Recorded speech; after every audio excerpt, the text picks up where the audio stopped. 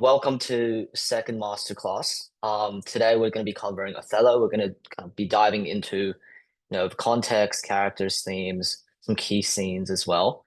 Obviously, hopefully you guys have read and have decent bit of background on Othello. This is sort of, to boost your understanding, help you guys kind of, elevate to that 20 out of 20, hopefully. All right. Before we get into it, we'll start with the usual stuff. For those who are new to our master classes. Start with a bit of introduction about myself. I'm Jason. I'm going to be a summit tutor for English Advanced for next term. I graduated from Sydney Grammar with a 99.9 ATAR and also 3 state ranks. I was part of a debating state squad from 2021 to 24, which I thought super helpful in my kind of English journey and helping me be more analytical, clear and concise, etc. I'll be studying overseas at the University of Pennsylvania. I'm not exactly too sure what I'll be studying yet, but um, most likely we'll be doing PPE, which is politics, philosophy, and economics. Also, a bit about Summit. So we're planning to start our kind of lessons next term 4 for incoming year 12 students, and we're going to be doing online group classes with 4 to 6 students. We're going to be doing a lot of subjects. We're doing E1 maths, E1 and E2 maths, English advanced, chemistry, and physics. All of our tutors have either achieved a perfect ATAR or a state rank. So, rest assured they're experts in their subjects and know what they're talking about.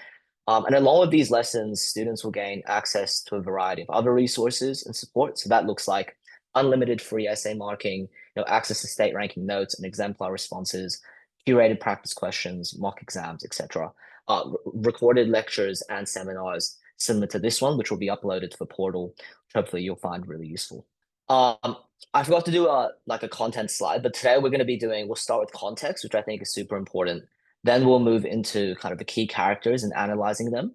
And then we'll move into themes. And then finally we'll analyze two key scenes in the play. So that's sort of a game plan for today. All right, let's start with context. So this is obviously a play written in 1603, which is quite a kind of liminal space in kind of England, right? Because it's a year of Elizabeth's death, and it's a year where Jacob succeeds her. So while the play is technically regarded by many as a Jacobean play, still carries the influence of Elizabeth, which is super important contextually, which we'll get into later. This is a play written during Shakespeare's tragic period, and this tragic period encapsulates other plays, including plays such as Hamlet and Macbeth, which I'm sure you guys have heard about or studied earlier. And Othello fits right into this kind of archetypal mode of Aristotelian tragedy, right? So it has the elements such as the Marcia, Peripeteia, Anagnorisis, all of those elements as well. So this is a tale inspired by an Italian story written in 1565, and this original story kind of contains the bare bones of Shakespeare's plot. But as Shakespeare does, he embellishes a lot and he adds a lot. But in the original Italian story, it follows a similar plot line where we have a black general who's deceived by somebody who works for him into believing his wife is unfaithful. Shakespeare, however, adds more character and he adds more plot points. So, for example, he adds characters such as Rodrigo and Brabantio. And we'll get into why he does that later, but he does this to reflect sort of contemporary anxieties, right? So anxieties about issues such as gender and sexuality, which is why he adds figures such as Rodrigo and Brabantio. The biggest change, however, that Shakespeare makes to this story is he elevates the figure of Iago. So Iago is quite a minor villain in the original story, but Shakespeare makes him perhaps the most important and interesting part of this new Othello. And it's very useful to ask yourself why he might have made this change. We'll come back to this question later as we move further into context and into kind of character analysis of Iago. But really useful for you to ask yourself why Shakespeare makes the changes that he does. Before we launch into the rest of context, and we'll kind of do a lot of work on context today, I wanted to talk briefly about why context is so important, because I think oftentimes we treat context as this kind of check mark in essays, right? Like we do one mention of context per paragraph and we move on. We treat it as if it's not important. But I think context is incredibly, incredibly important, not only when we're writing essays, but when we're doing the prep for exams, right? When we're coming up with arguments, coming up with potentially paragraphs you might use in exams. Context is super important in informing all of that. And the reason that's the case is that, obviously we know that literature is never born in a vacuum, right? So writers don't just write purely because of their imagination, because one day they woke up and was like, I want to write today. They write because of their context, right? Whether that's affirming their context in some cases, or it's challenging their context. So context influences everything, it influences every aspect of authorial purpose and why writers write. And considering context is where we begin to formulate our arguments. Because arguments are very simple, right? It's basically, what do I think Shakespeare or whatever composer is saying about this world, right? And that can only ever exist when we think about context, right? So we can only say, we can't, when we talk about things such as gender and what Shakespeare says about gender, that argument cannot exist without mentioning or being based off this context. So thinking about context and what Shakespeare might be responding to, critiquing, or affirming is going to be central when we're kind of coming up with our arguments and what we think he's doing. Okay, let's delve into kind of bit more kind of, I guess, specific points of context. First context is obviously context, kind of racial context, Othello. Obviously, we know that this is written in the colonial era. So this is the age of exploration where kind of England and all the neighboring European countries are exploring Africa, etc. And it's really important to realize that kind of in this time, the kind of premise of white supremacy is beginning to emerge, right? So they see themselves as morally superior, which gives them this duty and this civilizing mission in Africa. And a lot of the kind of the play and the stereotypes that are in this play revolve around this sort of assumption of moral superiority, of moral and racial superiority. Secondly, there's the association of skin color with morality, right? So blackness was often seen as a symbol of immorality, in stark contrast with Shakespeare's white audience, who saw themselves as morally pure and innocent. And this reflected a lot of sort of contemporary fears in Elizabethan England about fears of moral degeneration, miscegenation, sort of the kind of moral corruption. As with the age of exploration, there was increased immigration, increased interaction with people of different skin color. So that was a kind of large anxiety at the time. And I would note also that kind of the color symbolism of black and white extends past just skin color, but also to just color in general, right? For example, the white handkerchief, which is a very key symbolic prop in this play, becomes a central symbol of sort of corruption, right? Because the original white handkerchief is tainted by Othello's blackness, which is a big part of the play. So that kind of association of color with morality, so it isn't just skin, it's just sort of color in general as well. I note also that sort of in the years prior to the play, there were two important proclamations by Queen Elizabeth. So she issues two proclamations to deport the Moors from England in 1596 and 1601. And I think these 2 points are really useful and important in your essays because I think it's great when we're dealing with context to point to specific examples, right? So don't just say, for example, in your essay, Shakespeare reflects the racist attitudes of this time, or Shakespeare critiques the racist attitudes of this time, but point to specific instances of this racism, right? For example, this proclamation. So I think these two pieces of context become really useful for you guys. Okay, so that's the kind of racial context of their time. Let's move on then to the dramatic context. And this is kind of this context is more so to do with kind of Shakespeare's own thing and how they stage plays, how they did kind of art in this time.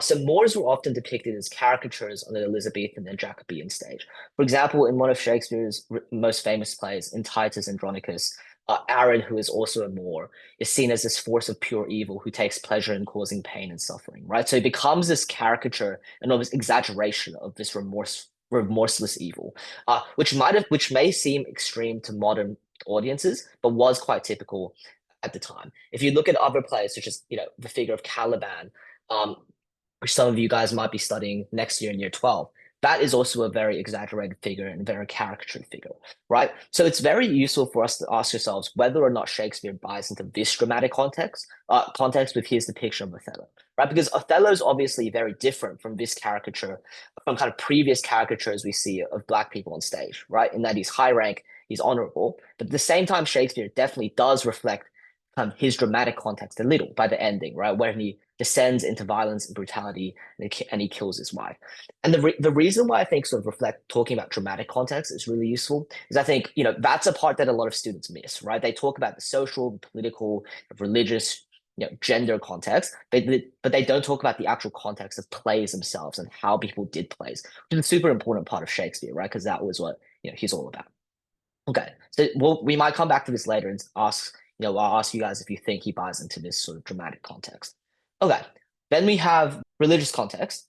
This play is set against the of wars between the European Catholics and the Ottoman Empire, so which raged on between the 11th and 15th century. So obviously this play is set basically 200 years before it's actually written, but those anxieties and that sort of bitterness that existed from those wars still carried on in Shakespeare's time, right? These wars were fought all over the place, in places like Cyprus, Spain, to the Eastern Mediterranean countries. So those kind of sentiments definitely lingered, and Shakespeare is reflecting those anxieties as well.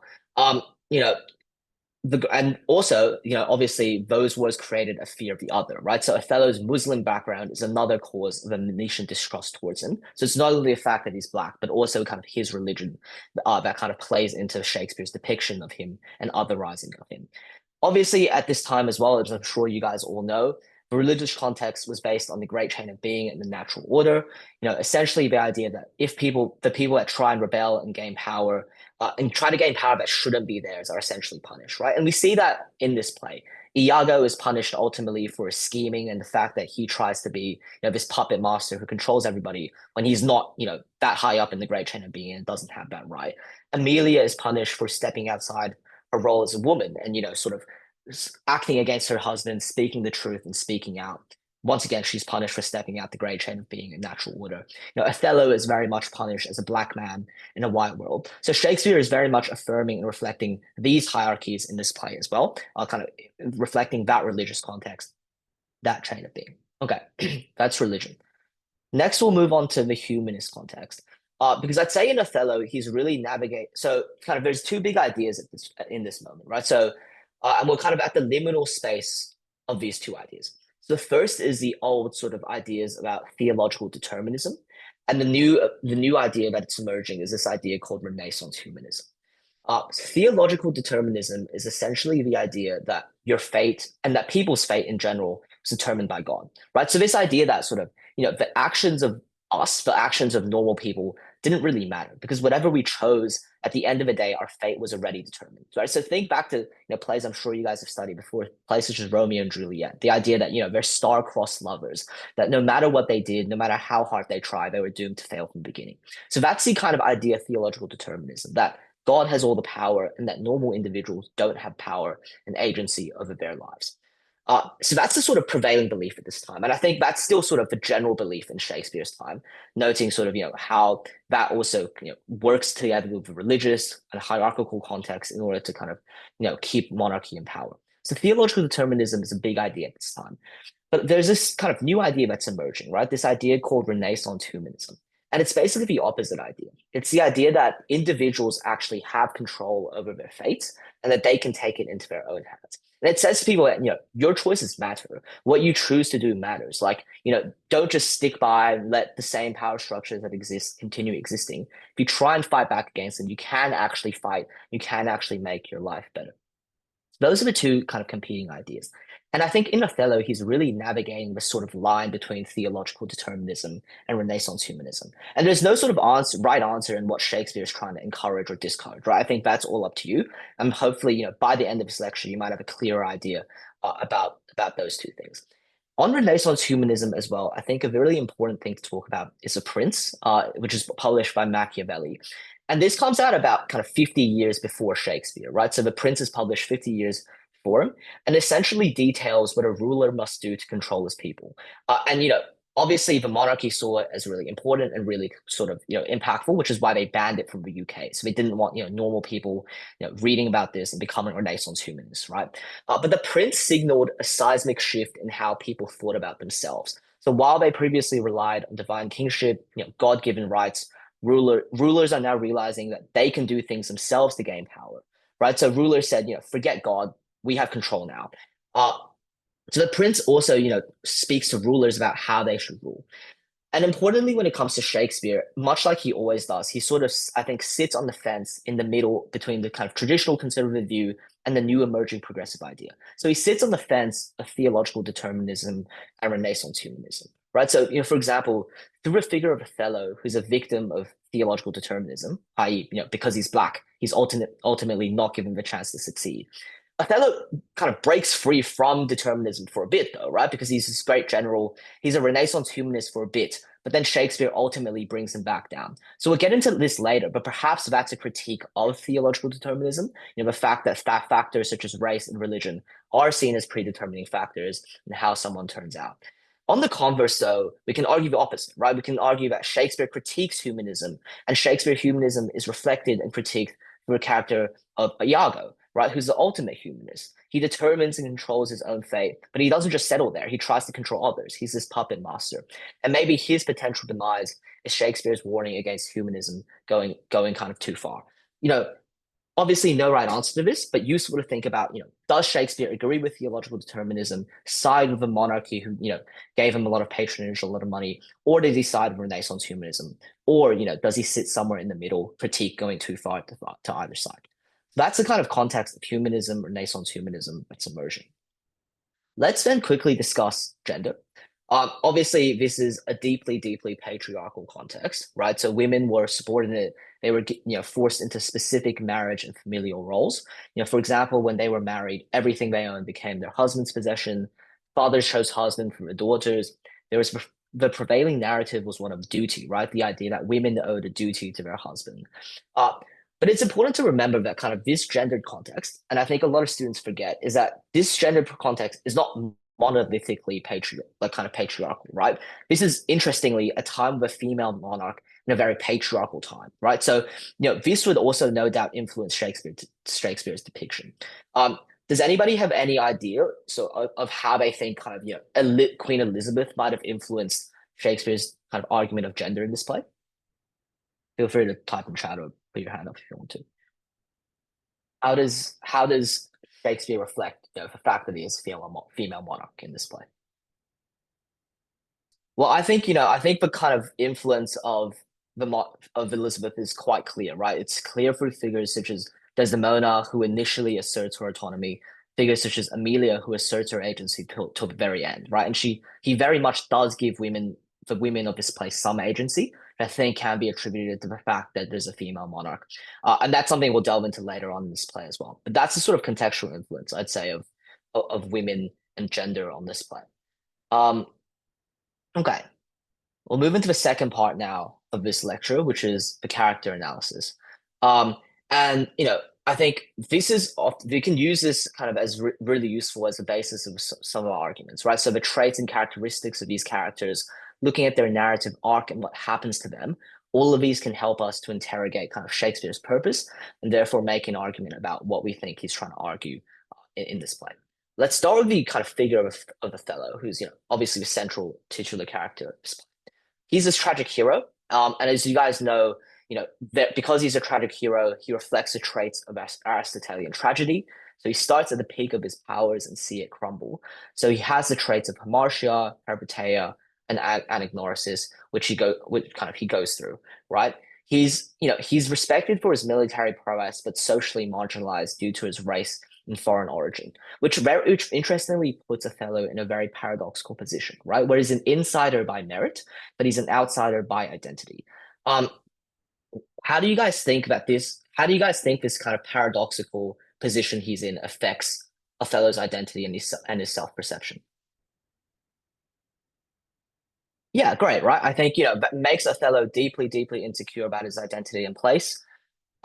Initially proud, but later when Iago makes him insecure, he crumbles and falls. Yeah, great. I think exactly right. I think, this paradoxical position, while initially might seem, this confident, composed character, actually, he's very vulnerable from the start, and he's vulnerable to figures like Iago, to figures like Desdemona, right? And I think this paradoxical position also means Othello is not this kind of straightforward hero or villain like we usually expect in Shakespeare's stories, right? He is deeply flawed, psychologically. He's a psychologically complex figure who's shaped by personal insecurity, kind of this racialized identity, as well as other Venetian codes of masculinity and honor. So all of that puts him at a really, really vulnerable position.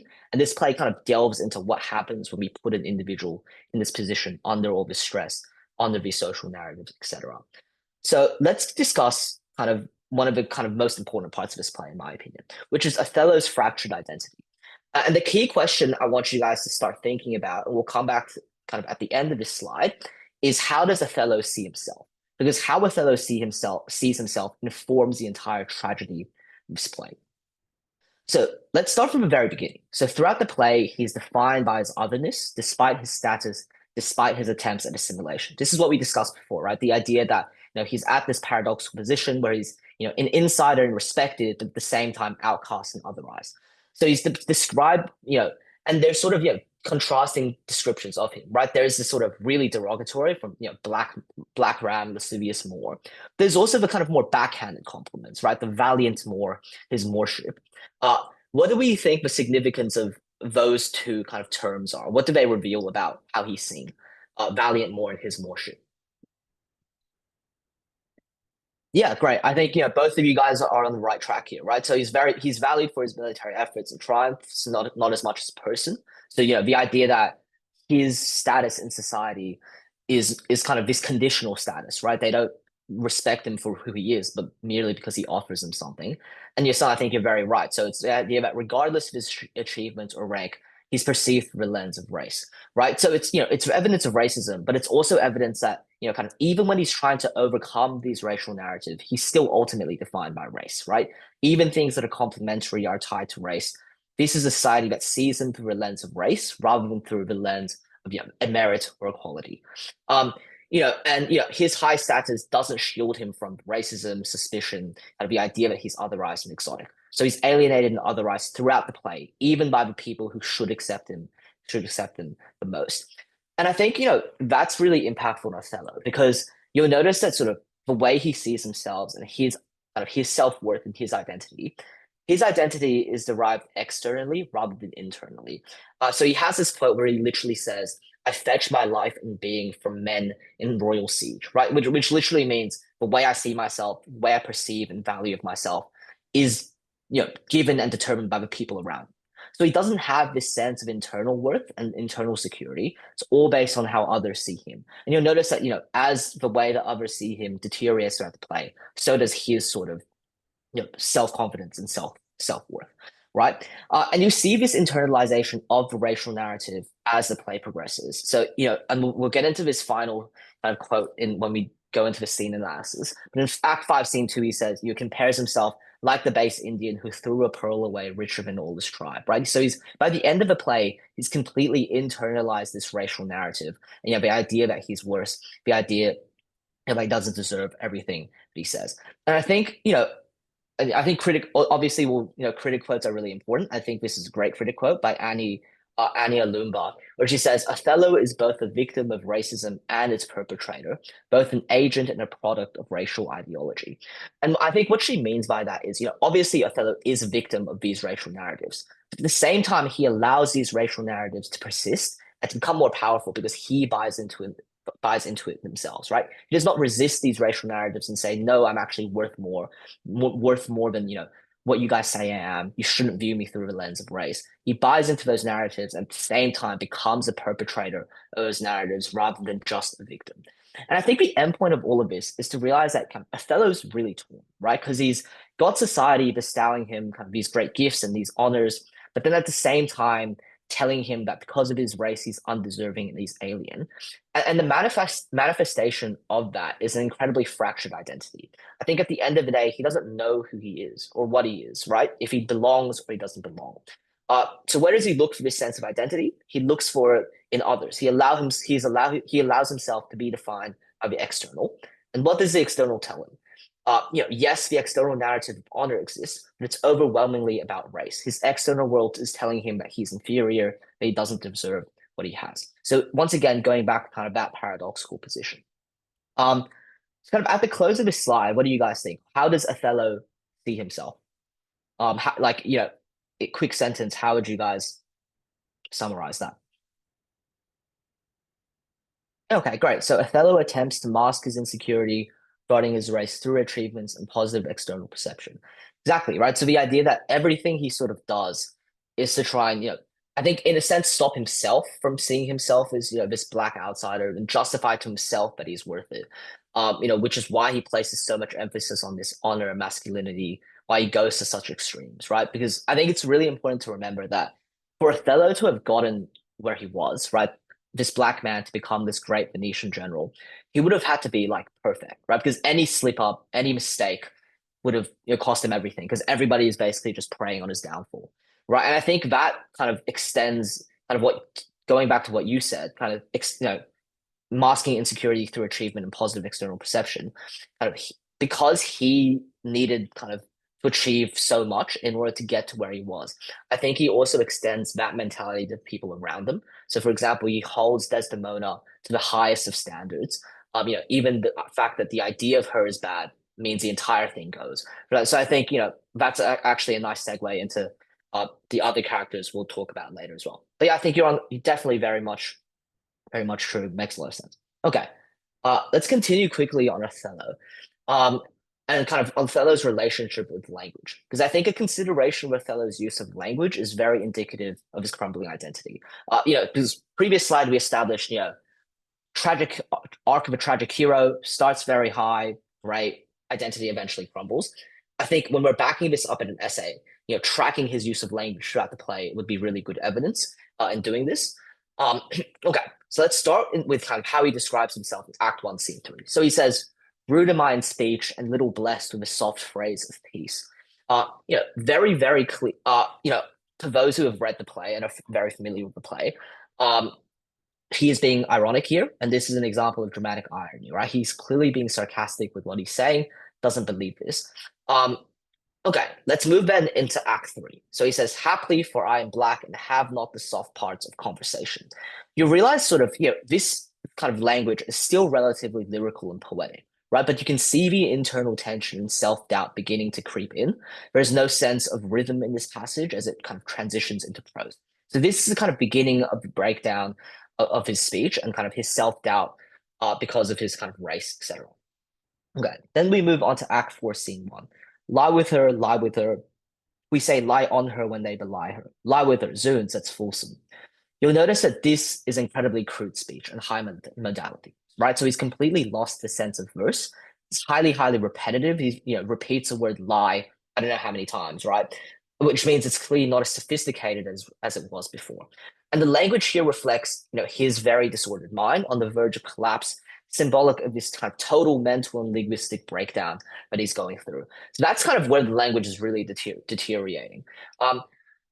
Final scene, Act 5, Scene 2. He that was Othello, here I am. Do you guys think that this is an example of his language deteriorating, or is this sort of suddenly breaking the trend and he's suddenly become lyrical and masterful over language again? What do you guys think? So we've seen how in the previous three poets, kind of, his language is deteriorating and it's kind of becoming much more crude, right? Does that seem to be the case in Act 5, Scene 2? He that was Othello, here I am. Do you think this is an example of a breakdown of language or a kind of a reclamation of language? Partial agnosis, right? Any other thoughts? Great. Yeah, he reclaims and rewrites his story as a victim. Yeah, I think you guys are both really right, right? It's, he reclaims this language. And the final scene where he kills himself, I think, which makes this kind of final scene even more interesting, right? Because, it's this he that was Othello, here I am, is weirdly profound for a guy who's about to commit suicide. He returns back to iambic pentameter. It's an incredibly powerful moment. It seems like his claim and power over language, as you guys have noted, returns to him, right? He's regained his rhetorical power and his eloquence. Why do you guys think Shakespeare does this? I think, I think one answer is definitely, this idea of agnosis. Why else do you think Shakespeare might, give Othello his language back at the final scene of his play? We touched on kind of the idea of agnosis and rewriting his story, which I think is great. Can you guys come up with any other potential reasons? Maybe because of the dramatic contrast, a tragic recognition, because Othello's speech deteriorates into disjointed, impulsive bursts of jealousy that consumes him, I guess. So this idea of contrast that potentially leaves this audience unsettled. Yep. Sort of a partial redemption as Othello reclaims his honor as a man in Elizabethan society by killing himself as penance. Yes, so partial redemption. That's true. Ironic when he does it. Yeah, so there's obviously this sense of kind of deep irony as well that returns at the end of the play. Is lost control throughout the play. Iago affords agency to him. Yeah, So I think all of you guys are true. Um, okay, I think all of these are great answers. I have a few thoughts on this. And if you guys have want to add anything, just chime in. I think there's a number of reasons why Shakespeare might do this. The first, as someone answered in the chat earlier, was this idea of anagnorisis, right? So very much so reflects this tragic arc when the protagonist reaches the painful recognition of their own flaws and consequences of their actions. So upon the recognition of his flaws, his command of language is returned to him. And Shakespeare uses this to show that clarity, show this idea that his clarity comes too late, right? The tragedy has already unfolded, and it serves as a warning sign to his audience, kind of like, don't be like Othello, because your moment of anagnorisis will be too late. So I think that's definitely one. I think the second, also similar to what Tim said, is this idea of kind of the reclamation of his own story. So following this moment of anagnorisis, it's also Othello's, to be honest, his first and final attempt at reclaiming the authorship of his own story.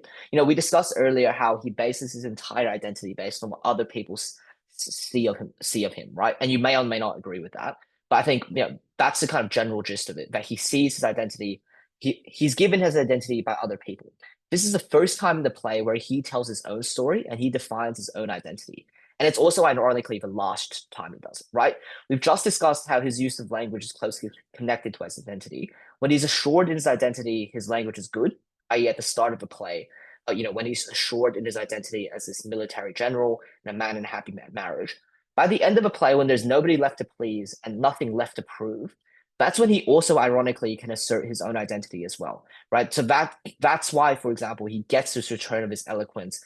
His return of eloquence is this, rhetorical gesture, I think, of self-fashioning, which I'm sure you guys know was an idea kind of in vogue during Shakespeare's Renaissance context. So this is his attempt at telling his story, and his first and last attempt of telling his story when he's got nothing left to prove, when he's got nothing to lose, which I think is really powerful. The third idea, which I think kind of Jackson kind of briefly touched on, um, I think Tim and Jude kind of is a kind of build up and final step of what you guys are on. Is I think this leaves the audience deeply, deeply unsettled, right? Not comforted. So it subverts the expectation of catharsis that comes with tragedy, right? Because instead of sort of, allowing sort of what happens to him to happen, we see Othello sort of fighting until the end, right? And we see this moment of redemption only for it to be taken away just as quickly as it was given to us, right? So this tragic ending makes the audience realize, I think, the impossibility of reconciling this fragmented identity, and it reasserts Othello as this figure that is deeply torn and divided, right? So whereas before that, he kills his wife, he does a bunch of bad stuff, the audience really hates him, and then finally he kind of gains his eloquence back, he gains his identity back. The audience kind of really unsettled, and it makes them kind of question everything Shakespeare's talked about in the play, question, sort of these identities, these social norms, etc. Okay, so that's Othello in language. Let's then move on to the figure of Iago. He's obviously kind of works for Othello. He's a central antagonist in this of the play. And I'd say he's the driving force. Many people consider him the driving force of tragedy in this play, but useful question to ask, is Iago really the driving force, or does he just reveal deeper kind of, worse forces that actually drive the tragedy in this play? Useful question to ask, and we might return back to this a bit later. And if he's one of Shakespeare's most fascinating villains, right? Not just because of what he does, but the question of why, right? There's this incredible opacity of his motives, his intimate relationship with his audience, where he's constantly conversing with us, his sharp insights into human weakness, make him one of the kind of most important and most fascinating figures in kind of Shakespeare's plays. And going back to kind of the context we talked about before, we noted that kind of the biggest change that Shakespeare makes to the original Italian tale is he elevates Iago. Uh, you know, I want you guys to also be thinking about, why does Shakespeare do this? And we'll return to that question a bit later on. Okay, so Iago. So I'm sure you guys have come across this quote, right? It's kind of this idea that he has this motiveless malignity. Nobody really knows why he does what he does. And there's a kind of only a few theories out there, but none of them really make too much sense, right? There's this idea that number one, he's not given a promotion. That promotion I think is given to Cassio. He suspects Othello of sleeping with Amelia. Maybe he's just racist. What do you guys think? Why do you guys think, Iago is this great villain? Why does he hate Othello so much? Any thoughts? Why is Iago why is he so villainous? Yeah, great. I think as you rightly identify, Iago, I think we'll never really know why he does what he does. We can theorize, speculate. But I think at the end of the day, why he does what he does doesn't matter that much, actually, in terms of, Shakespeare's argument. But I think it's just an interesting question for us to think about. Mostly just out of spite or desire to cause chaos. Very much true. I think potentially another reason might be just sort of, this need for power. I think Iago, as we discussed before, is this kind of ultimate Renaissance humanist, but he's a Renaissance humanist that goes too far, right? That tries to assert his power not only over himself but over the people around him. So maybe also a desire for power, in conjunction with what you've mentioned. So spite, desire to cause chaos, all of those things. Yeah, so that's interesting thing to think about, which makes Iago such an interesting character in literature. Um, let's discuss Iago and humanism. Because I think this is a kind of central part of the play as well. You will note that Iago possesses a deep understanding of human psychology and weakness, right? So he understands Othello's insecurity and he manipulates that. He understands Cassio's pride and he manipulates that. He understands he understands Rodrigo's sort of desperation at the beginning of the play, and he also sort of manipulates that, right? And I think one of the best quotes in the play is Act 3, Scene 3, when he says, "Trifles light as air are to the jealous confirmation strong as proof holy writ," right? Which is literally gives us, literally he gives us and exposes how vulnerable Othello is, right? Which is, he's this deeply jealous, insecure individual, and to a person in that sort of position, literally any small thing will make them crumble, right? So he's super, super aware of human psychology and sort of how to make people tick. And kind of in conjunction with that, I think because of that, he becomes a vessel through which Shakespeare interrogates the powers and weaknesses of Renaissance humanism, right? So what do we think Shakespeare's message to his audience is through a figure of Iago? What does Iago say about, what is Shakespeare trying to say about humanism through the figure of Iago? Any thoughts on that? Okay, yeah, very much so. I think on the one hand, there's an argument to be made, as Alex says, that sort of, Renaissance humanism gives people is a lot of power and agency because they understand how, they understand themselves and they understand others. So it might be an incredibly sort of, empowering force. Um, what about the other side? Do you think he also critiques Renaissance humanism through the figure of Iago? Exactly, right? I think you guys perfectly reflect kind of both sides of the coin and both very credible and I guess makeable arguments when it comes to your exams, right? So Iago is a caricature of humanist self-fashioning and he's critiquing this agency by asserting it will inevitably result in individuals seeking personal gain at any moral or social cost. Exactly, right? So while on the one hand, he's telling us Renaissance humanism can be incredibly empowering and powerful, right? Because you see how a figure like Iago makes everybody tick. Same time, he's saying Renaissance humanism is bad if it goes too far, right? If your humanism extends past yourself and your humanism extends to trying to control others, then maybe that's a step too far, and that's where kind of the tragedy comes in. So really important to think about how kind of Iago might reflect humanism and think about, contextual influences that might influence this, right? So why does Shakespeare, go halfway? Why does Shakespeare not completely buy into Renaissance humanism? Probably because of the fact that, the monarchy and patronage towards him. Why does he not fully stick by traditional theological determinism? And why does he tell us that Renaissance humanism has power? Probably the fact that he's this artist that's trying to write for social change, right? That personal context. So I think thinking about context as well when they're thinking about Iago and humanism, what Shakespeare's trying to say. But I think you guys are nailed the answers there. Really great. Okay, let's talk quickly about the figure of Desdemona. Um, she's obviously this victim of tragedy, and I think perhaps even more so than Othello. Um, but this, and, while a lot of people see her as this kind of passive victim, she also exhibits this strength, conviction, and moral clarity. And importantly, Desdemona is a site upon which male anxieties about race, sex, and power are projected. Right. So Othello projects his anxieties about his race and his masculinity onto her. Brabantio projects his insecurities onto her.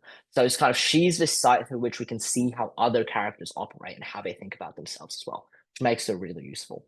Let's talk about Desdemona's agency. because many interpret Desdemona as an example of someone with a complete lack of agency, this passive victim of male violence and kind of masculine insecurity. And they point to the ending, right, where she's literally just like, no, you can kill me if you want to. You're my husband, right? Where she's like incredibly just going along with it, doesn't fight back. But I'd say this kind of idea of Desdemona as a passive victim is untrue. She at the beginning of the play, she elopes with Othello as this great act of defiance and autonomy against her father, right? And she recognizes this when she says, I do perceive here a divided duty, right? She has two duties and she chooses to forfeit the duty to her father and, go with Othello, which is a moment of agency. She's described in Act 2, Scene 3 as, our general's wife is now the general. There are other moments of agency in the play. For example, when she argues for Cassio's reinstatement, as I forget his role, but like after he was fired by Othello, she tries to fight for Cassio, right? So she does have agency, but it's important to note as the play progresses, this agency crumbles. Next on Desdemona's internalization. And I think a question for you guys to ask yourselves here is that, are there similarities between the characters of Othello and Desdemona? Because, on the surface, they're very different. Othello is this black male military general. Desdemona is this white female kind of housewife. But useful to think, are there any similarities between these two characters? Because I think there are quite a few. I think that, because I think they both internalize the narratives that surround them. Othello internalizes the narratives of race, whereas Desdemona eventually internalizes the narratives of gender and feminine duty. And the internalization of those two narratives eventually kind of cause both of their downfalls. So I think very similar. Let's look at kind of two quotes quickly. Act 4, Scene 2, obviously she says, unkindness may do much. His unkindness may defeat my life, but never taint my love. Act 5, Scene 2, she said, nobody, I myself, farewell. I think these are two examples of her internalization of these gender narratives, right? Especially Act 5, Scene 2, where it kind of, even in death, when she's about to die, she refuses to blame Othello. And she says, I am responsible for my own death, which suggests that much like Othello, by the end of the play, she's completely internalized these narratives. What do you guys think? What do you guys think Shakespeare's purpose with this was? To show kind of the internalization of gender narratives as a cause for tragedy. Do you think he's critiquing the gender narratives of his time, or is he saying, you shouldn't be like Desdemona, you should, listen to your duty, don't marry someone like Othello, and listen to your dad? What do you guys think he's saying? I think he's doing a similar thing to sort of what he does with Othello's internalization of racial narratives, right? Because his internalization of racial narratives is used by Shakespeare to critique kind of those narratives that put people into a bubble, into kind of this stereotype. Similarly, I'd say the fact that, Desdemona's internalization of these patriarchal narratives causes her downfall is also a lens, I think, through which Shakespeare critiques those narratives. So I'd say kind of similar thing to what he does with Othello as well. Okay, let's move on to the figure of I think there's people in the meeting. All right, let's move on to the figure of Amelia. She's obviously sort of seen as this foil to Desdemona. Can someone tell me what a foil is? Any idea?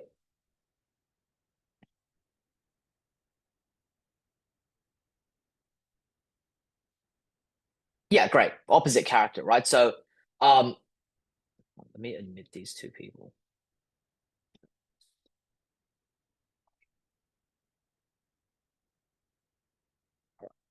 Okay.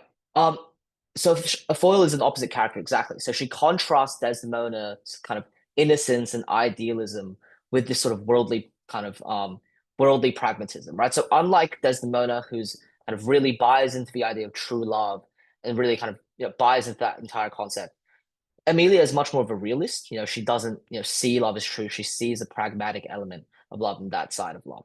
Okay. And I'd say she's also a key kind of catalyst of tragedy in the play, as she gives Iago Desdemona's handkerchief. Um, can anybody remember why Amelia does that? Why does she give Othello the handkerchief? Sorry, give Iago the handkerchief.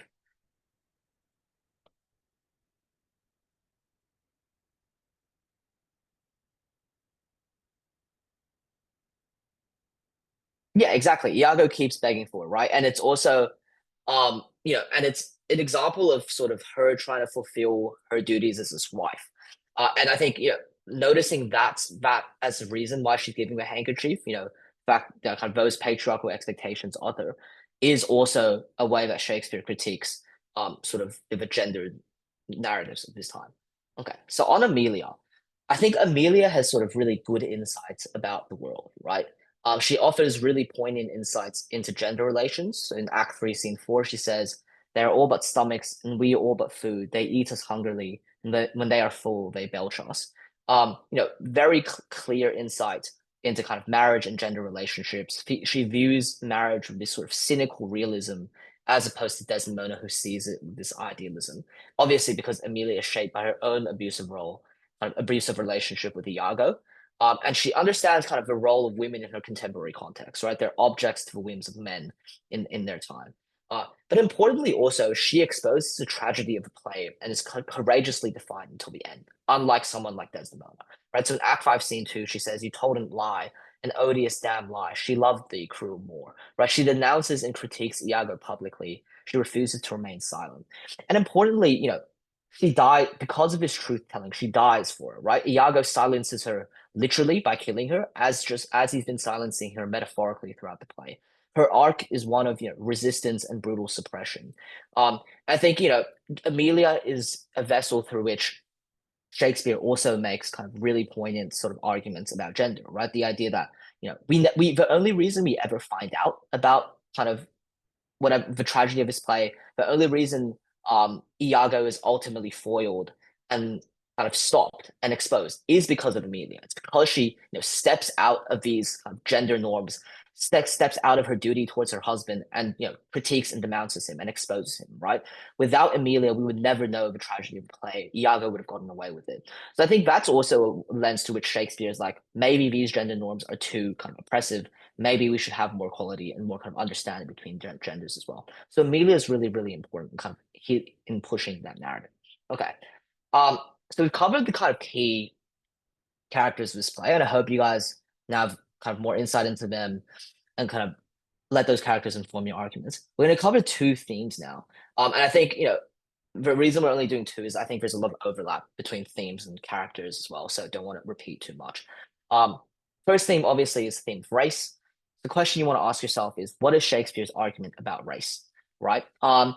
Obviously, as we noted before, contextually, this is a time where there are many, many racial stereotypes, and this is very much reflecting the play, right? We're bombarded with these stereotypes from the very beginning, of Othello as animalistic, kind of savage, hypersexual, unnatural when it comes to, for example, the way he wooed Desdemona, right? Brabantio says it's black magic.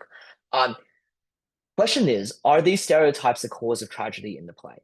Do you guys think what do you guys think? How much can we kind of blame the tragedy in this play on the fact that these racial stereotypes kind of exist and are propagated? So it's one vector, but it goes hand in hand with sexism as well as language. Yeah, for sure. I mean, like, race is not the sole cause of kind of these stereotypes are not the only thing. They are other kind of other narratives that exist with it, such as sexism and how that influences language. Yeah, great. But I think the sexism part is a big part of the play, but I think race is still probably a bigger driving factor in sort of perpetuating the tragedy. And as Alex says, quite a lot also comes down to Othello's own inner insecurity, internalization of race.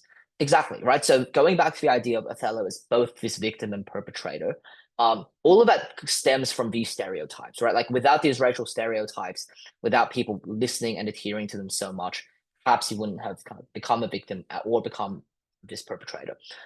So yeah, I think very much a large part driving force of tragedy in the play, obviously not the only one.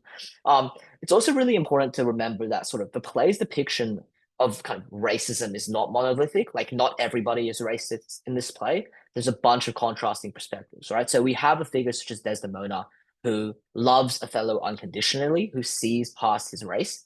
We have the figures of the Duke and the Senate, which, as we noted before, I think somebody said in chat, accept his race, but kind of that acceptance is conditional, right? Because he offers something as this great military general. And then we have figures like Iago and Brabantio who just have this complete unacceptance because of his race. So a lot of people kind of view this play as, everybody is racist towards Othello. Not true. Racism exists in varying degrees, and interesting to consider why. Another question. is Othello's downfall a do you think Othello's downfall is a confirmation of these stereotypes, or is it a critique?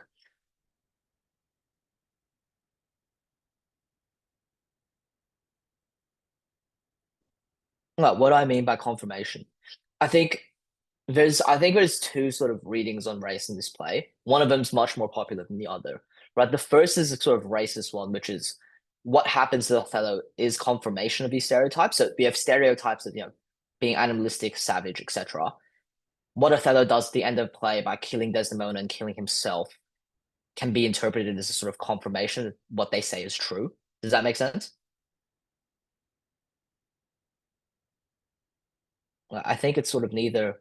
It's more so Othello's internalization of these prejudices a result of tragedy rather than the actual prejudice itself. Okay, that's interesting. So do you think he's critiquing more so Othello's internalization, not the actual stereotypes themselves? So it's Othello being kind of weak that's a problem instead of these stereotypes being racist. Okay. Um, I think sort of initial Othello transcends the stereotype, falls back into it. You could say Shakespeare upholds racial attitude.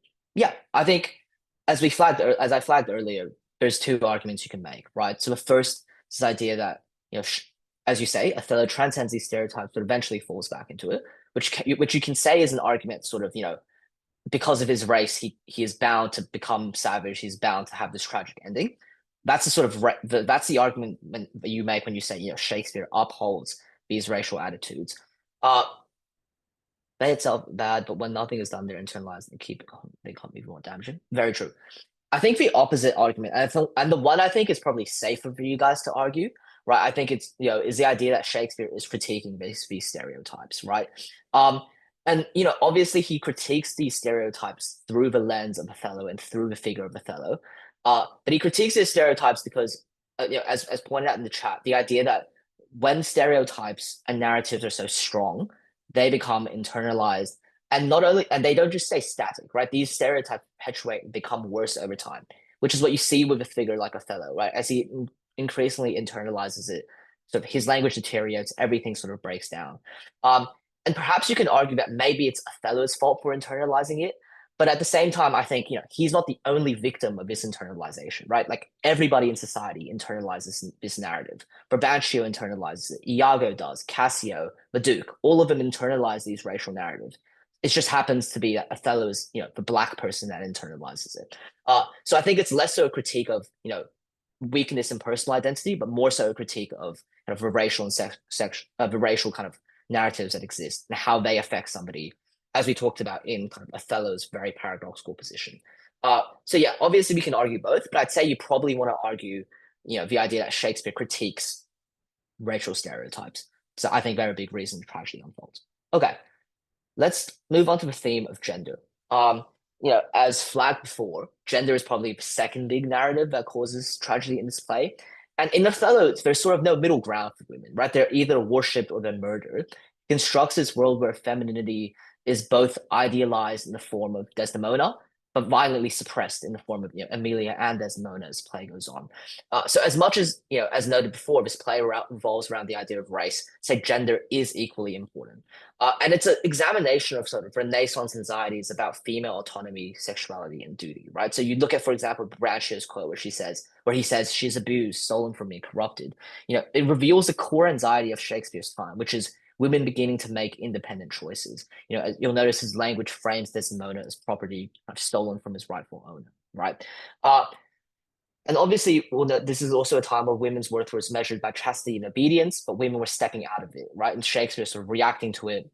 Arguments to be made that he's being more conservative, arguments to be made that he's being more progressive. Ask you guys for your opinions in a bit. A really important part of kind of our discussion of gender is the figure of Bianca, who I think is often sort of forgotten.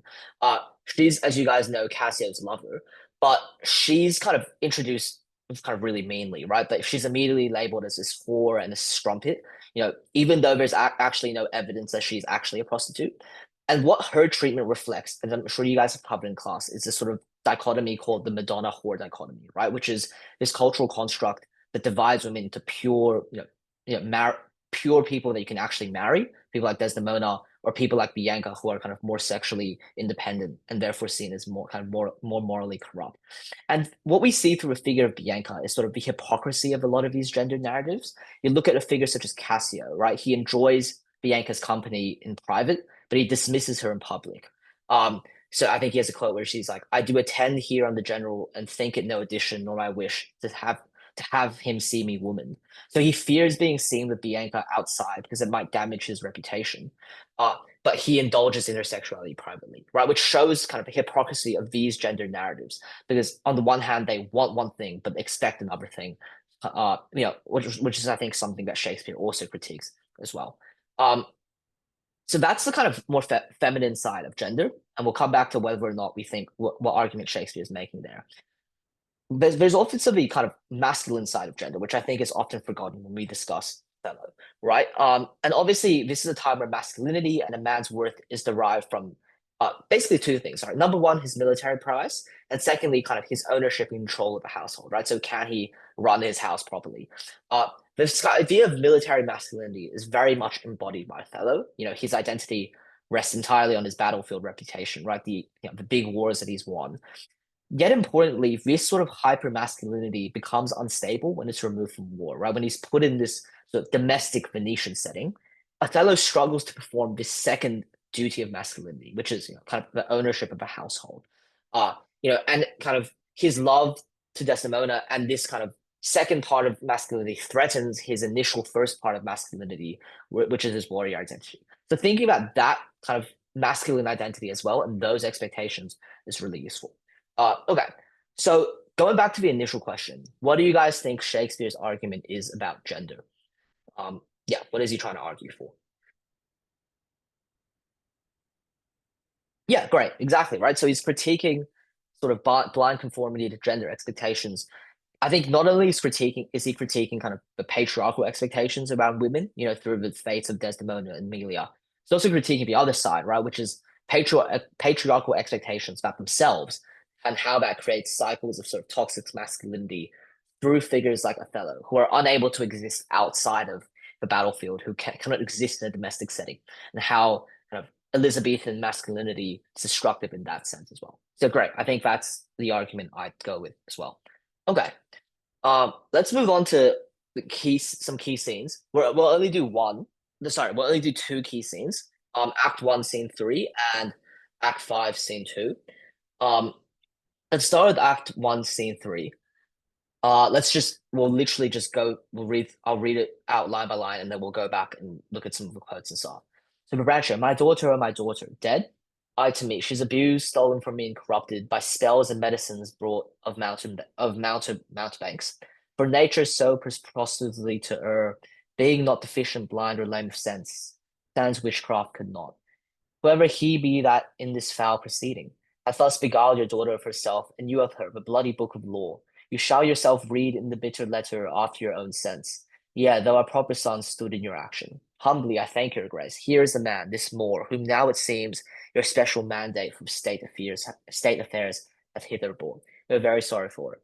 So obviously we start off with Brabantio's outcry, kind of grief and accusation, right? So my daughter, oh my daughter. Technique here is obviously kind of this repetition and explanation, where the doubling of my daughter conveys sort of his anguish and his loss. And there's also this kind of dramatic irony, right, where the Duke then assumes Desdemona is literally dead, which also foreshadows her eventual murder. She is abused, stolen from me, and corrupted. You'll notice sort of the kind of animalistic and violent imagery here, sort of abused and stolen. But also, like, you'll notice that literally it's quite subversive, right? He has this incredibly violent imagery, but nothing's actually happened to him or her. She's literally just gotten married. We also have sort of the stolen from me, I think is incredibly important and indicative sort of gender norms and views of time. The idea that Desdemona is property, not a person with agency. And kind of he also introduced the witchcraft motif. So without witchcraft could not, which reflected Renaissance fears of kind of the other, right? So Othello as this outsider who kind of exotic outsider who has dark magic, etc. But kind of those sorts of things. And then we have the Duke's response where he's sort of, giving a bit more reason to the situation. And then obviously we go back to kind of Brabantio's racism, right? So how he doesn't define Othello by his actual name or his title, the general, he's defined as the Moor, which is kind of how he sees him as. Incredibly dehumanizing language reveals sort of, racial stereotypes of the time very neatly. Uh, Moving on further down the scene, uh, Othello defends himself. So he goes, most potent, grave, and reverend signors, my very noble and approved good masters, but I have taken away this old man's daughter. It is most true. True, I have married her. The very head and front of my offending hath this extent no more. Rude am I in speech, and little blessed with the soft phrase of peace. For since those arms of mine have 7 years' pith, till now some 9 moons wasted, they have used their dearest actions in the tented field. And little of this great world can I speak, more than pertains to feat of broil and battle, and therefore little shall I grace my cause in speaking for myself. Yet, by your gracious patience, I will a round unvarnished tale deliver of my whole course of love, what drugs, what charms, what conjuration, and what mighty magic for such proceedings I am charged withal. I won his daughter. Okay. So he starts with, you'll notice he starts with this kind of strategic humility to start with, right? Most potent, grave, reverence in Norse. It's Polysiditon, because his repetition of and, which kind of try in his attempt to kind of flatter the Senate, also tricolon with potent, grave, and reverend, right? So he's really sort of being being humble here. Moving on, we also have the kind of this quote we touched on earlier. So the rudiment speech, little blessed, which shows, and we know that this is an example of dramatic irony, right? Because he obviously doesn't believe this. Incredibly prosaic, incredibly lyrical. He's very self-assured in his identity at this point.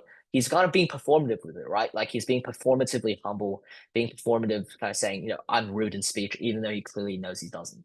So I think this is an example of how Othello is assured in his identity at the start of his play, which is sort of what you should use. Incredibly self-deprecating, etc. And then we move on. Sort of, talks about the kind of the magic of storytelling and sort of subverts all of that, and is like, this is sort of ridiculous. And then I think the most important is sort of at the end. So he's like, what conjuration, what mighty magic for such proceeding I'm charged withal, I won his daughter. So anaphora and repetition of what kind of mocks Brabantio's accusation by kind of listing it sarcastically, right? When you're like, sort of similar when we go like, what did I do? What did I do? Really sarcastic with it. And then the final kind of the tone of a final sentence, I won his daughter, incredibly self-assured, knows his identity, knows his self-worth at the beginning of his play. Right. And notably, he knows it because he's in good standing here, right? Because the Duke and the Senate respect him, because he has Desdemona's love. He's receiving this external confirmation, which is why he's so confident in Act 1, Scene 3 at the beginning here. Keep going on. This is still Act 1, Scene 3. This is Desdemona also dividing, kind of defending her love, right? So, my noble father, I do perceive here a divided duty. To you I am bound for life and education. My life and education both do learn me how to respect you. You are the lord of duty, I'm hitherto your daughter. But here's my husband, and so much duty as my mother showed to you, preferring you before her father. So much I challenge that I may profess due to the more my lord. Okay, so obviously this is when she acknowledges kind of this dual loyalty, right? This idea of divided duty. And it's a great example of sort of her defiance here, and also an example of how lucid and how clearly she perceives this.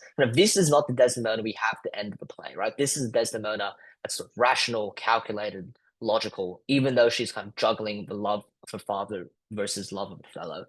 And she's obviously breaking out from those chains when she's like, here's my husband, and so much duty as my mother showed to you, preferring you before her father, so much that I challenge and I may profess. Right. So she's sort of the juxtaposition of the Lord of duty versus here my husband shows the transfer of authority from father to spouse, sort of per societal norms. Obviously, and I think it's really notable sort of final line of her speech where she's like, due to the more my lord, obviously shows her love for Othello, but interestingly, going back to kind of how others see Othello, you notice that even kind of when she's defending her love for him, how much she loves him, he's still defined by race, right? This emphatic declaration of the more, I think also is quite ironic as well because it shows sort of, how she loves him at the same time, but also subscribes to these racial stereotypes. So yeah, the idea that I think can be used as evidence as well for the idea that Othello can't break out from these racial stereotypes and that they're kind of completely internalized in society and ultimately in him as well. Okay, that's Act 1, Scene 3. Now let's jump to Act 5, Scene 2. And I'll ask you guys to do a little bit of analysis work here with me as well. There's a few more like lines in here as well, which we'll cover later. But I want to do some analysis work with you guys on this slide. So Act 5, Scene 2. It is the cause, my soul. Let me not name it to you, you chaste stars. It is the cause. Yet I'll not shed her blood, nor scar that whiter skin of hers in snow and smooth as monumental alabaster. Yet she must die, else she'll betray more men. Put out the light, and then put out the light. If I quench thee, thou flaming minister, I can again thy former light restore. Should I repent me, but once put out thy light, thou cunning pattern of excelling nature, I know not where is that Promethean heat that can light relume. When I've plucked the rose, I cannot give it vital growth again. It must need wither. I'll smell it on the tree. Our balmy breath that doth almost persuade justice to break her sword. One more, one more. Be thus when thou art dead, and I will kill thee, and thy love thee after. One more, and this is the last. So sweet was never so fatal. I must weep, but they are cruel tears. This sorrow's heavenly. It strikes where it doth love. She wakes. All right, let's see if we can. What quotes do you guys think are sort of most notable here, and what techniques can we point to for some of these quotes? Okay, so light becomes a motif for a life, and further becomes an inverted symbol. A dark death associated scene is filled with light initially, right? So we have a lot of kind of color symbolism going on, right? Kind of this light and dark. I think that also extends to, we'll look at line 4, right? So she says, yet I'll not shed her blood, nor scar that whiter skin of her than snow, and smooth as monumental alabaster. Like I think it's a really weird observation to make about like your wife, right? The fact that her skin is whiter than snow when you're about to kill her. So and I think what kind of this light and dark imagery is symbolic of, and this kind of white black imagery is symbolic of, is how much he's internalized this narrative, right? Like the fact that even on her deathbed, when he's about to kill her, he sees her not as his wife, is this kind of figure of love and devotion, but as someone who's white, and that's how he describes her, which shows, I think, how much he's just internalized those racial narratives of inferiority. The fact that he sees this a lot about race as well. He's let that insecurity completely overwhelm him. Yeah, so great. I think that kind of light dark motif as well is really important. What do you guys think about line 6 when he's like, yet she must die, else she'll betray more men? Right, so he's attempting to justify his murder by moral duty of a man in society to remove unfaithful women, sense of male collective duty to punish a whore of Madonna whore complex. Exactly, right? So I think what you guys are both noting is a sense of duty, right? So and I think when you read this line, so yet she must die, else she'll betray more men. The tone of it is incredibly sort of unemotional, right? It's very cold. And the reason is, as you guys say, it's a sense of duty, right? He's doing it not out of emotion, but this idea that his masculine honor, like he needs to do it because of his masculine honor to uphold his reputation, who he is in society. It's almost this sort of not an emotional, very much definitely is an emotional act, but read in this case was almost seen, as you guys say, a sense of duty, and he's kind of detached from it. Which kind of goes back to sort of the gendered context of the time, right? The idea of masculine honor, feminine duty, etc. The fact that he's internalized those narratives so much so that he just kind of just says, this is my job, right? This is my job, and there's nothing more. He doesn't even attempt to question it, doesn't attempt to fight back, step out of those norms. He's internalized those narratives completely as well. Okay, so he analyzes the imbalance of power in romantic relationships. Yeah, exactly. Frames the murder as a noble duty through repetition and symbolism of light, reflecting both physical act, metaphorical stuffing out, feeling with tragic irony, leaves killing her as an act of honor, back as ultimate betrayal of love. Sure. Yeah, great. I really like this analysis. Great analysis of this line. Really good. Okay. Let's keep moving. Is there anything else you guys thought stood out here in this one?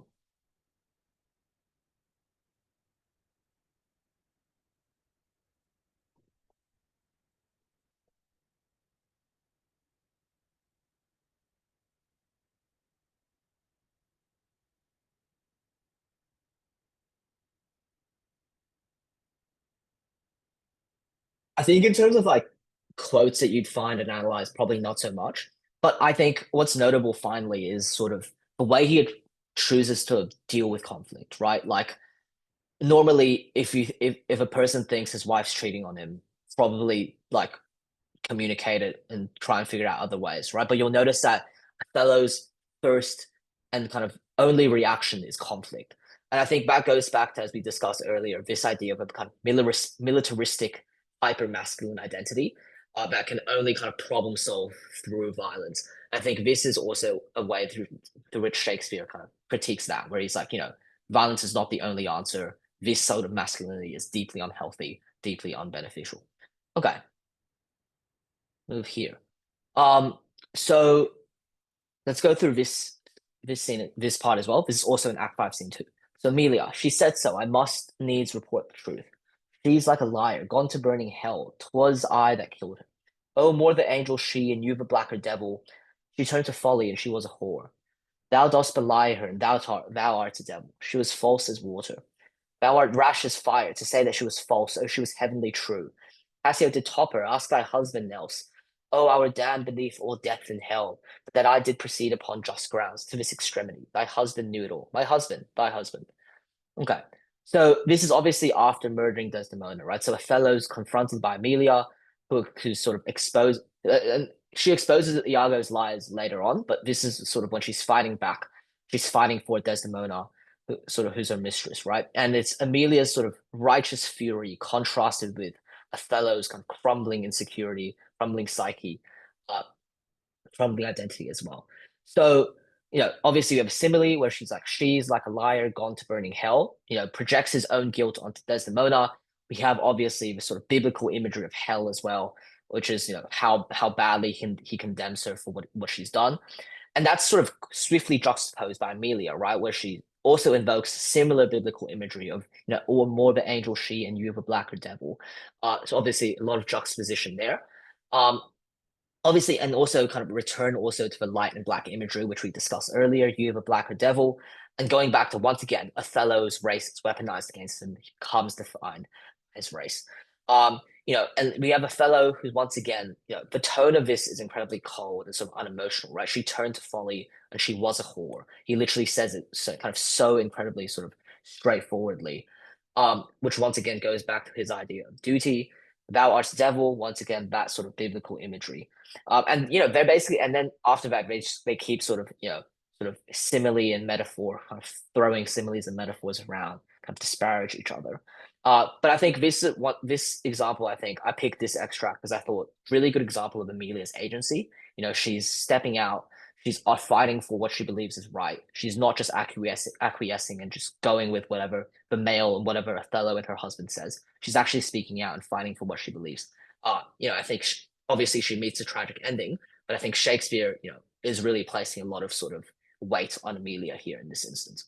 Okay, Act 5, Scene 2. Final scene will do, sort of one of the most famous scenes in this play. Soft you, a word or two before you go. I've done the state some service, and they know it. No more of that. I pray you in your letters, when you shall these unlucky deeds relate, speak of me as I am, nothing extenuate, nor set down aught in malice. Then must you speak of one that loved not wisely but too well, of one not easily jealous but being wrought, perplexed in the extreme, of one whose hand, like the base Indian, threw a pearl away richer than all his tribe, of one whose subdued eyes, albeit unused to a melting mood, drop tears as fast as the Arabian trees from medicinal gum. Set you down this. Okay, let's analyze this together. Similar thing to last time.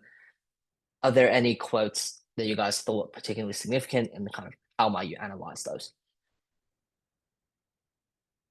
Okay.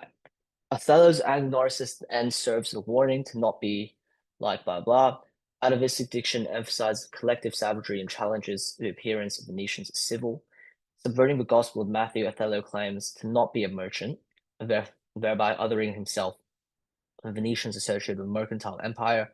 Derogatory language of base Indian parallels the other characters of Amelia, reiterating the epithet more, emphasizing how Othello believes and mirrors racial attitudes relates to his own marginalization. Okay, great. A lot to unpack there.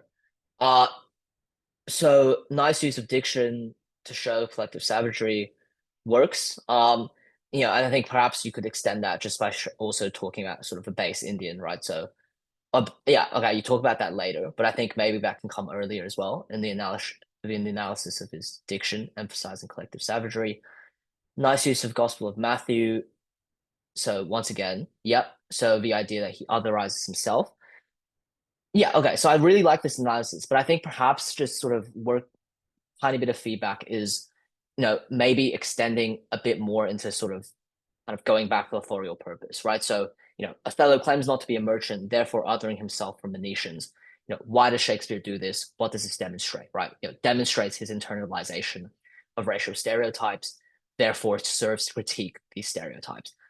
So I think, really good analysis of the actual quote itself, which I really like, but remember to kind of push back a bit more and push forward a bit more to kind of authorial purpose.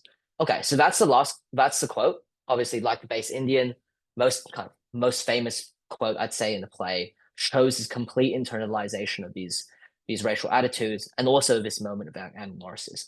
Okay, what about sort of the quote of "Speak of me as I am, nothing extenuate," line 341. I think we've touched on sort of its significance a bit earlier, but what do you guys have to say on that quote?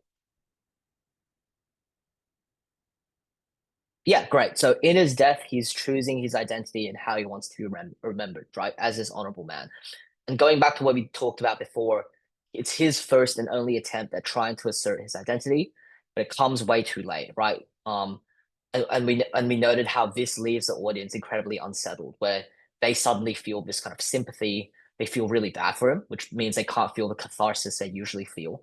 Um, and sort of they then realize how sort of broken he is as a character, right? The fact that he only actually arrives at who he is the very end before he dies, which shows how sort of crippling that position, kind of how crippling the position he is in, and sort of how that paradoxical position really sort of fractures and breaks his identity. And I think sort of the middle part of this extract also demonstrates sort of a key problem in this play. So he says, then must you speak of one that loved not wisely but too well, of one not easily jealous but being wrought. Right. I think obviously heavy juxtaposition, right? So not wisely but too well, a lot of juxtaposition there, easily jealous but being wrought, juxtaposition there. But I think it also shows sort of just what type of figure Othello is, right? He's a figure that doesn't operate in sort of rationality. He's a figure that operates in the extremes.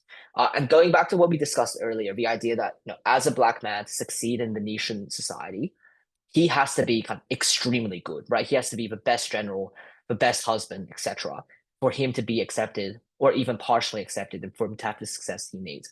And because he was held to such an extreme standard, I think he imposes those extremes on other people. He imposes those extremes of himself, right? So he loves not wisely, but too well. He loves an extreme. He's not easily jealous, but when he's jealous, he's too jealous. And he literally says perplexed in the extreme, right? So I think it's a fact that also he operates in these extremities, which is a kind of which is an outcome of those racial stereotypes and the othering, marginalization as well that contributes to the play. So kind of going back to sort of, and I think this is sort of thematic list argument. I think Shakespeare is also telling his audience, warning his audience against extremes, right? He's warning his audience against narratives that go too far one side, too far on the other side. Which is why, for example, he sits on the fence with Renaissance humanism and theological determinism, where he says, Renaissance humanism is powerful, but don't go too far. But I think he does the same with the race as well, right? The idea that, you cannot be too racist. Or when it comes to masculinity, masculinity is good, but you can't be overly masculine, etc. So I think that's, kind of, the TLDR, I guess, of kind of Shakespeare's entire argument for each of the themes. Okay. I'd say that's about all for this scene. Not too much to go. Not too much else there. And that brings us to the end of our lecture today. I forgot to do the end slides, so just look at this. All right, sorry, saw your message. Okay, Othello asks only that the truth be told about him. Speech is a pregatia of the kind, his own swearing the truth. He cannot clear his name in famia juris, but he can ask that it be cleared of mala fama, of which malice is a great originator. Othello is trying to control his narrative even in death, wishing to be seen as a complex individual, not just a villain or a victim. Yeah, great, very much right. But I think, similar to the feedback I gave before, pushing one step further, right? So Othello is trying to control his narrative even in death, wishing to be seen as a complex individual, not just a villain or a victim. Why does Shakespeare do this, right? So maybe adding a sentence, adding just one more sentence, saying something like, through this redemption or reclamation, Shakespeare encourages his audience to blah blah blah blah blah. So that's something for you to decide. Does that make sense? taking that one step further?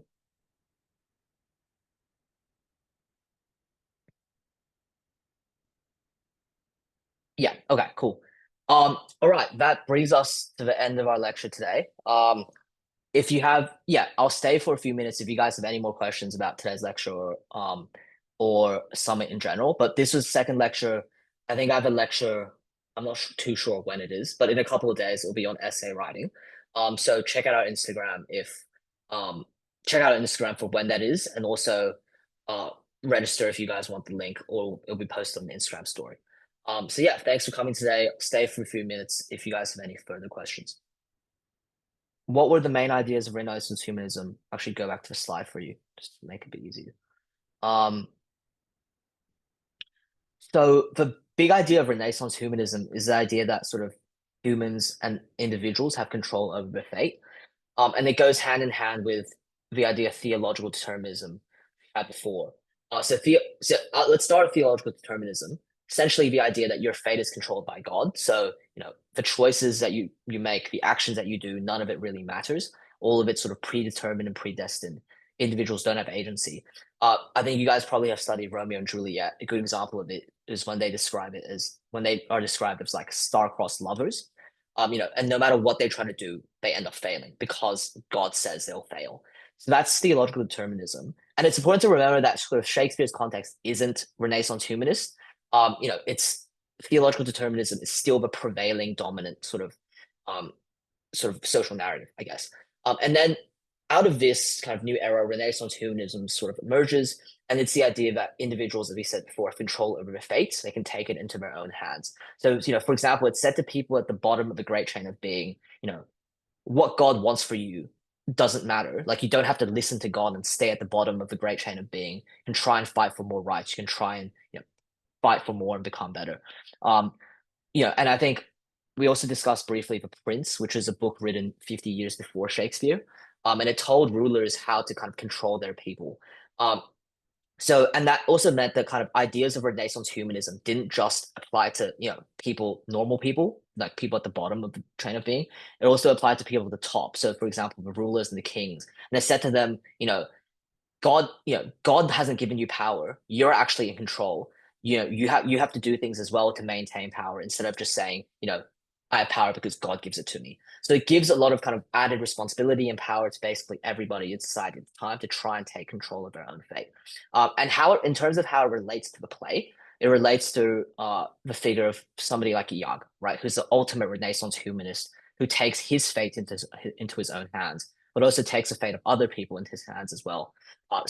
Is an example of humanism gone too far, I'd say. How much time did I allocate for Othello versus Heart of Darkness versus short answer? Um, I'd say general advice is to try and keep it even. Like just follow the sort of guidelines they give you, but no, don't be afraid if you have to spend more time on one than the other. I prioritize the essays over the short answer because I think the short answer is probably kind of more straightforward to do. But don't kind of skimp on the short answer either because I think it's a great opportunity for like a lot of free marks. So yeah, split it relatively evenly. But obviously, take 5 minutes out from one if one question's harder than the other. But I'd say leave at least like you know leave don't take more than kind of 5 out of each one, I'd say.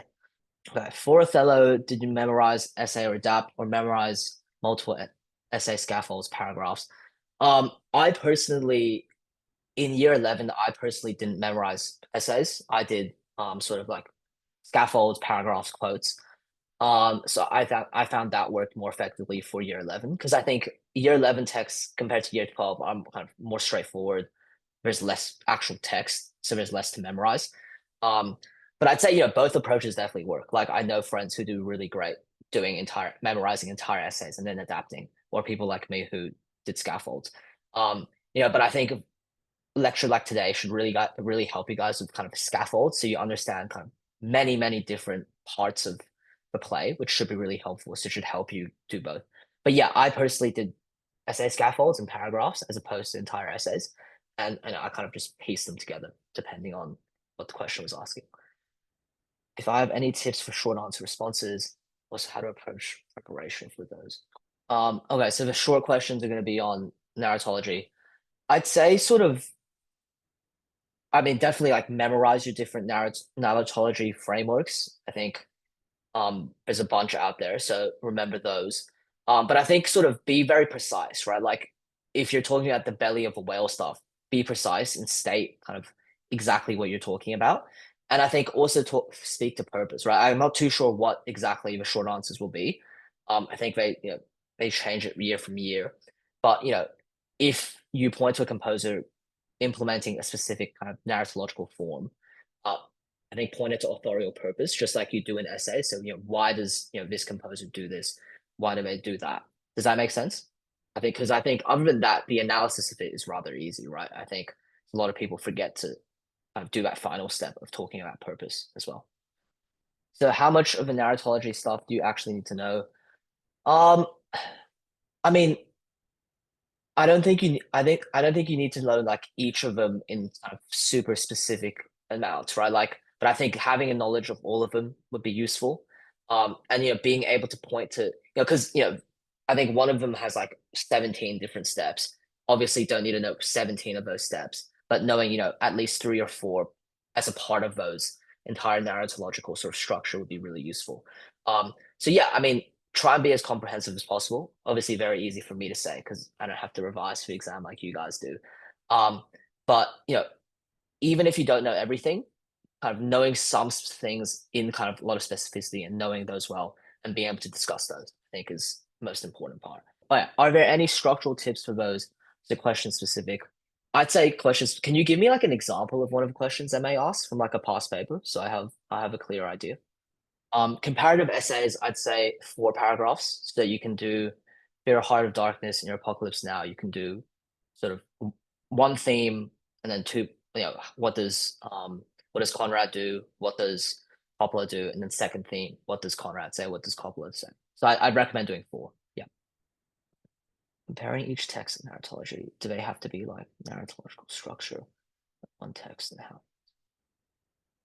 Yeah, I mean, I think both are fine. If you're saying, like one text uses props idea, whereas the other one uses like Campbell's monomyth, I think explaining why they do that differently would be really important.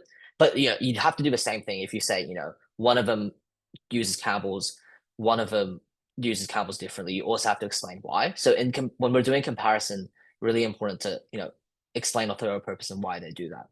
Okay. How do the composers of text form one other text use narrative form to depict transformed perspectives?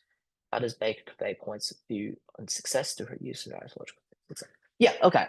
Let's deal with the first one. So how did the composers of text 4 and one other text from the stimulus booklet use narrative form to depict transformed perspectives? Um, so I think the general structure is relatively simple. Um, I think obviously you want to start with like this opening topic sentence where you're like, for example, for the first question. Okay, so I think the big thing I note from these questions is like they're framed as how questions, but they're not really how questions. So I think a lot of students for all of these questions, like how does Baker convey points of view on success? How does Atwood use humor to reveal the way we face the unknown? A lot of people interpret these as sort of like just how questions, and they say, she does this through her use of metaphor, simile, and this narratological technique. I think it's really important in your opening sentence to answer the sort of the what question as well. So for question 1, to answer, what are the actual transformed perspectives that the composers depict? To answer as well in question 2, what is her point of view on success? What is Atwood's argument about the way we face the unknown? So it's very similar to how you'd have a topic sentence for an actual essay. So you'd say, the composers are this is the composer's argument, this is the technique, and this is a narratological structure they use to do it. So I'd say that's a sort of approach you want to do. Let's like, for example, the last one, like how does Atwood use humor to reveal the way we face the unknown? Something like, Atwood reveals, I have no idea what the extract would be, so I'm making this up. But like if it's like, if it's the third question, Atwood reveals the way we face the unknown. Atwood encourages us to face the unknown with courage and determination through her use of Campbell's monolith or through whatever structure they do. So that's the sort of opening sentence you should always do. Um, And then after that, it's basically just depending on how many marks, right? Like, um, how many quotes you do will depend on how many marks there is, and then literally just analysis, right? Like, if you point to Campbell's monomyth, point to a quote which demonstrates that monomyth, point to the technique, point to why they do it, right? So, why does Baker use the monomyth to do what she does? Why does Atwood use it? Does that make sense? So I'd say, flexible structure, but always start with a sort of opening kind of topic sentence to make it really clear, because I think that's something a lot of students can kind of forget. But other than that, it's literally just your normal ETAs, normal analysis, I'd say. Okay, how many ETAs are needed for short answers? So 3, 5 mark. I'd say sort of like 3 marker. Think of it as sort of n-1, I'd say. So 3 marker, I think should have 2. Um, 5 marker, I think 4 might be a bit much, but 3 to 4 for 5 marker. And then for an 8 marker, sort of like 5 to 6, I think should be more than enough. Um, yeah, so I guess the n-1 formula doesn't work. But yeah, think about it in those. I think you wouldn't need 7 quotes for an 8 marker. You might need like 5 quotes analyzed well for an 8 marker, plus the topic sentence that we had before. So yeah. Okay. Um, have I missed any questions?